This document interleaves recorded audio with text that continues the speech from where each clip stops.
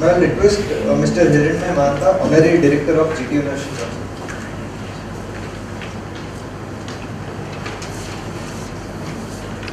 Thank Kaushik, Professor Sahasrabudhe, Dr. Aggarwal, and all of the dear colleagues.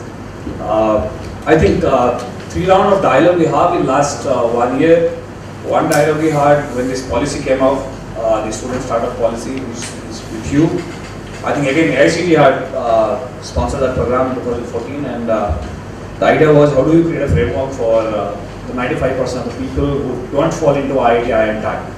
And not only Akshai which gave this policy that you have in their hand, it is being implemented somewhat in the state of Gujarat. It has been taken into Andhra Pradesh and Kerala. Some part of experiments being done in association with Startup Village in Kerala Startup Mission, and some with Andhra Pradesh State Innovation Council. So we have got some decent amount of data that in the academic section we will share with you.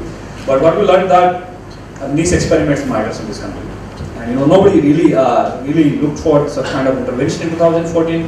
But the kind of result that we have got after doing some experiments that have been fabulous. So one thing that probably we will try to learn from you is, and probably AICTE can bring in, is how do you put onus into experimenting pedagogic interventions at multiple layers? Maybe at university strata, it may be at college, it may be at industry association, it may be at academic level. But somebody need to put the onus on the experimentation. If you not flourish that experimentation, we will go in the typical pedagogy that we have in our hand, and probably that will fit to the different context. Second thing that we will be looking from the dialogue from today is, once you look at the data of typical GQ size colleges, universities which are state affiliated systems, which are AICTE, we see more than 50% kids coming from lower middle class family. And typically their aspiration level is different. And when I'm talking this fact, we actually checked this data with ACPC, the Admission Committee for Professional Courses in Gujarat. I checked some of the data from them, and they said more than 50% comes from lower middle class family in state colleges. In that situation, if you go back to our incubation model, which allows us to incubate beyond your college to experiment your idea, that we need to keep, because most of the people have job pressure, social pressure, a lot of stuff. So how do you counterfeit that model itself? How do we look at that model itself, and can we create a new Indian model of incubation, probably a pre-incubation, and integrate that, or rather back integrate that into this academic processes? Because otherwise, more than 50% of these kids will never get access equality in terms of interventions are concerned. Thirdly, which Dr. Aggarwal told, we will be looking at you, that how do we incentivize this thing? And sometimes we have, from our experiment, what we have seen, incentive not necessarily monetary matters. And how do we really create non-monetary incentive which really seduce people to come forward, right? And this may be colleges, this may be the promoters of the institute, this may be even universities, because some motivation has to be there. But that kind of motivation design is a top level strategy again that some of you can highlight today in the discussions, that what kind of intervention that we look forward for that. Again, when we design a strategy at the national level, I mean AICTE has more than 3,000 colleges, Professor was telling thousands of pharma, 2,000 plus in engineering. It's a number games, right? So if you look at our incubation experiences, Professor Shukla also mentioned EDII and DSC experiments, we have been playing in niche. We have been managing 200 incubators, catering to 1,000 incubators and something like that. Once you move into a game of 10x and 20x, the same formulas will not apply. How do you create new mathematical model? How do you create new frameworks which can be scalable and simultaneously not diluting the empirical quality that we want to achieve? That is going to be a very trivial factor that we need to look at in some of your dialogues. And when we design frameworks, we are going to listen from you today, a lot of people are going to talk about that. We should have a very clear strategy into this game, that what fraction of our approach should be disruptive and what fraction will be incremental. Because we cannot have a feast flying as a bird. If you really want a bird to fly, you should have a bird to fly. Right? So if you really want some part of energy could be going into incremental strategies for the per amount, helping some projects to go up, something like that. But we should also look at some of the disruption to happen, in which we should have, we experimented something called BTech minor, in which we literally allow students to finish their final year in incubators, and they get an additional degree along with their BTechs. And the kind of exposure, Paresh Bhai and others will say about that, the kind of inputs from those 30-40 teams we got was pragmatically different. But those kind of things need to be looked at in the strategy level of the university, AICTE and the frameworks level. So what kind of disruption that we need to allow? And probably these disruptions are going to give us a big dividend to come back after 10 years, something like that. And maybe something like that, can we aspire 1% of our kids of 2 million engineering graduate entering every year to be entrepreneur, at least entrepreneurial in that sense.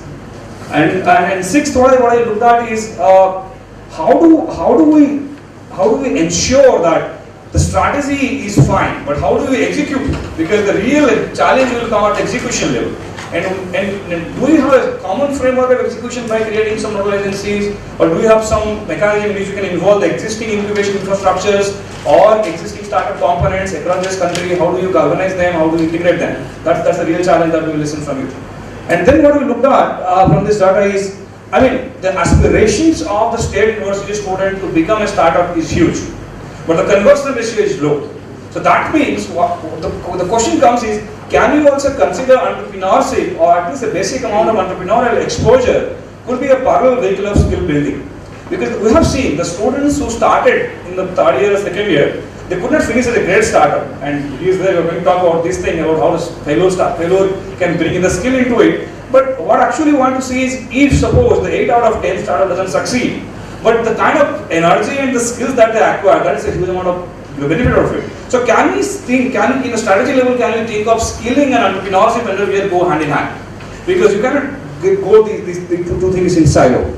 And finally, when you look up all these things, we also need best practices, like Professor Sahasrabudhe mentioned, and associations like AICTE, NASCOM, or CRI, FICI, and all these guys who have been involved in industry and practice well, probably they can sample out these best practices. And I think before going to next practices, at least we can try the best practices. And to try best practices, we somehow need some kind of agile mechanism again in terms of the policy itself. We shouldn't have a policy for a 5-year plan. Initially. But can you have some experimentation? If it doesn't work, we can move on to next stage. Or if something is overseeding your expectation, we can go to next corner. So some kind of that mechanism needs to be done. Raghu and other people will focus on that. So these were the kind of things that we're expecting from today's dialogue, because we have no answer to these questions. We are hammering these questions to everybody who is coming on the way, but probably you might be having some experience into that. Each of the sessions, we have two kind of things. Over the panel is, each of you will get 10 minutes to share your experiences in that domain, not necessarily the title of the session. You can have some insights. Broadly, AICTE want to do something catering to 3,000 colleges in a differently democratized fashion. I can say they are trying to democratize entrepreneurship. By now, the access inequality was a huge barrier for getting a student in Rouge or somewhere else to go into a typical incubation or something like that. Our professor is trying to bring in, can we democratize entrepreneurship? Can you bring in more access equality in terms of services, something like that? So, and there are some discussions. Every of the discussion will get 3-4 minutes. You can be there in linear place, or you can come down here to share your comments, something like that. And we have some reporters who will be documenting your thing every session. And finally, at the end of the day at 5 o'clock, Dr. Aggarwal will share some of the best insight that we get from today's dialogue, and probably